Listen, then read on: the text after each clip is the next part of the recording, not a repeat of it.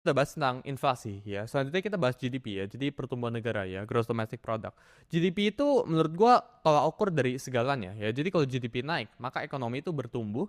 Kalau ekonomi bertumbuh, maka investasi atau financial market di negara itu bagus ya. Jadi kalau kita ngomong misal Indonesia GDP itu bertumbuh, maka IHSG itu bakal bertumbuh juga ya. Indeks harga saham gabungan ya, saham Indonesia itu bakal grow gitu. Karena ekonominya itu grow ya, karena produksinya naik, pendapatan per kapita naik, income-nya naik, pajaknya naik, semuanya naik gitu ya. Jadi GDP itu menurut gua faktor atau indikatornya utama ya dari sebuah ekonomi atau dari sebuah negara. Nah ini rumusnya actually ya, GDP itu suka dibagiin per kuartal ya. Jadi setiap tahun ya kita bakal receive 5 reports ya. Yang pertama itu per tahun ya, setiap akhir tahun, ini bener lagi setiap akhir tahun gitu ya. Q1, Q2, Q3 sama Q4 ya. Jadi 4 kali di kuartal-kuartal sama 1 kali di tahun gitu ya.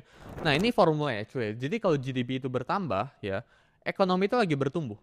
Tapi kalau GDP itu stuck aja, ya, ekonomi itu stuck alias jelek banget, yaitu very bad atau ekonomi itu bahkan bermasalah gitu ya. Apalagi kalau GDP itu menurun, maka ekonomi itu lagi ada dalam masalah sekarang gitu ya. Ini contoh chartnya ya dari US Economics ya. Ini biasanya GDP itu diperhatikan kayak gini, ada yang percentage change gitu ya. Jadi kayak contohnya US economy expands at the fastest pace in nearly 2 years ya. Ini data dari Bloomberg. Jadi cara kalian ngeliat data tuh kayak gini ya. Ini dari sini nih, kurang lebih gitu.